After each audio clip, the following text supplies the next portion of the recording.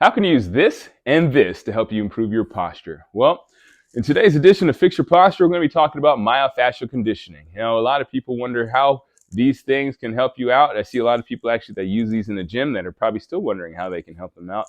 You see a lot of people using them, but I guarantee you not a lot of people that are using them know exactly what they're doing, why they're doing it, and how exactly the best, what the most efficient way to use it is. So in today's video, we're going to be talking about that. So yes, what is this specifically? This is called a foot roller. You use this for your feet. You roll this on this particular one. You fill up with water. You put ice in, or it turns into ice when you put it in the freezer, and you roll it underneath your foot. It's supposed to help you with your plantar fasciitis. This is your typical foam roller. This is a smaller version. You might use this just like for one individual body part or whatnot, like one leg or one side of your back or whatnot.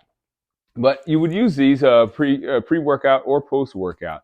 Pre-workout versions, essentially what you use it for is a warm-up. It helps you promote blood flow. It helps you increase the circulation. So this is a great thing to use before your workout. And so for the same reason, it's also good for after your workouts. You know, after your workouts, you get a little bit of micro tearing in your muscles. You get some stuff that builds up around the muscle area. So essentially, what you want to do is you want to kind of roll it out. All right, so this helps you with your conditioning of your myofascia, that connective tissue. We've talked about that before. We're going to put it up. I'll put a link up with a video about myofascia so you can learn more about what it is in depth. But essentially, it's your connective tissue, and the more conditioned it is, the more it can support your body. So we know what a myofascial release is. We know exactly what rolling and foam rolling is. So how exactly does it help you with your posture?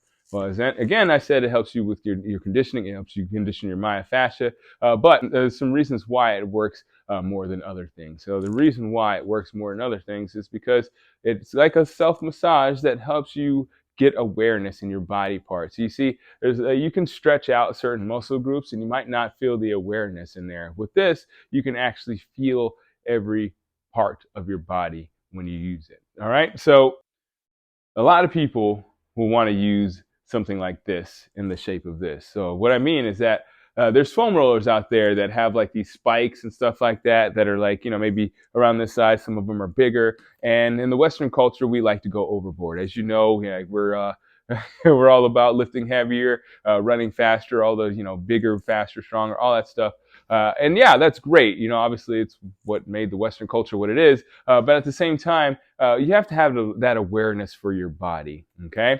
So the reason why I say that is because if you take this thing and make it a little bit bigger, it's going to look like a meat tenderizer. I've actually seen some foam rollers that look like that in certain CrossFit gyms and gyms around the world. And that's not necessarily a really good thing. You would think, your body's made of meat, you're like meat sacks. You want to probably tenderize those meat muscles as much as you can so they can feel all loose. But again, you're not really trying to tenderize your muscles. What we're using this for here is your myofascia, not necessarily your muscle, but for the connective tissue. So if you're loosening up your connective tissue, what does that mean? Well, it means you don't have the support that you need in your joints and your muscles. So you probably don't want to do something that's going to loosen up your supportive tissue. What you want to do is you want to start off with something that's relatively soft, right? You want to have something that's going to like give you that awareness, but at the same time, it's not going to loosen you up so much that you can't support yourself. You see, the other drawback about something that looks like that is that it's going to increase inflammation in your body, right? Now, why does it increase inflammation? Well, what happens is when you put something like this on your muscles, it creates a stress response. And that stress response sends fluid and inflammation into the area. And what does that do? That actually makes that area tighter, right? You get something that's swollen, it's going to be tighter. So it's tighter. What's going to happen? You're going to want to roll more because you're feeling like, oh, it's still tight there. I need to roll it. And so unfortunately, bad things happen when you actually end up rolling your body, and you want to actually end up doing something that's more helpful for yourself. So get a softer one. Do it relatively consistently. I would never suggest that you do foam roll every day because it's just not something that you want to do on a consistent basis. It's like massage therapy. You don't want to get a massage every day because your body needs time to relax. It's like a workout. You can't work out every day. Sometimes you need like what's called a active recovery. So yes, foam rolling, it's a great thing for you. Like you can do foam rolling. I highly suggest for people, if you have something that's tight, you want to roll the other side. Say, for instance, if you have like a tight glute, You probably want to roll your hip flexors. That's a great way to loosen up your lower back too. So like I have clients that they might have some issues with their squat. So what happens is, depending on what the issue is, like I said, if it's maybe for their glutes or their back, I'll have them roll out their IT band, I'll have them roll out their side, or have them roll out their hip flexor, the front of their thigh, and that actually helps them improve their squat over time because it helps them improve their range of motion. It helps them gain awareness as well as it helps condition the myofascia in that area. So yeah, I mean, it's not just something that you can use for recovery, but it's also something that can help you with awareness. It's just an overall great conditioning tool to help you execute certain movements.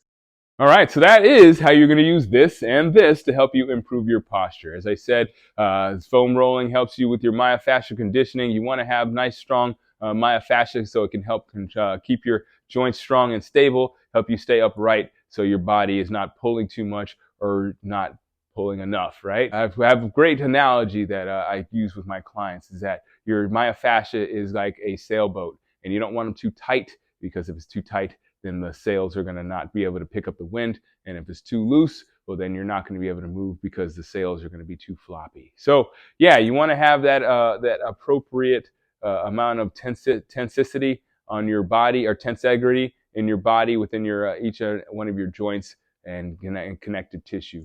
So that is how you use these two to help you improve your posture. It's not something that is as straightforward as the dead butt syndrome exercises, but it is something that will help you feel better overall in your body. So if you have any questions or comments about this particular exercise, or if you have any questions about anything else in the near future, feel free to leave them down below in the question and comment section. Now, you want to make sure that you're also subscribed to this particular channel, just because of the fact that we are answering your questions, your health and fitness questions, on a weekly basis. So your next question might be answered next, but you won't know unless you're subscribed.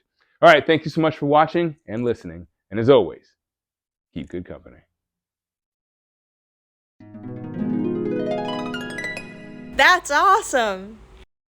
All loose, but again, you're not really trying to tenderize your muscles. What we're using here, what we're using this for here, is your myofascia, not necessarily your muscle, but for the connective tissue. So if you're loosening up your connective tissue, what does that mean? Well, it means you don't have the support that you need in your joints and your muscles. So you probably don't want to do something that's going to loosen up your supportive tissue. What you want to do is you want to start off with something that's relatively soft, right? You want to have something that's going to like give you that awareness, but at the same time, it's not going to loosen you up so much that you can't support yourself.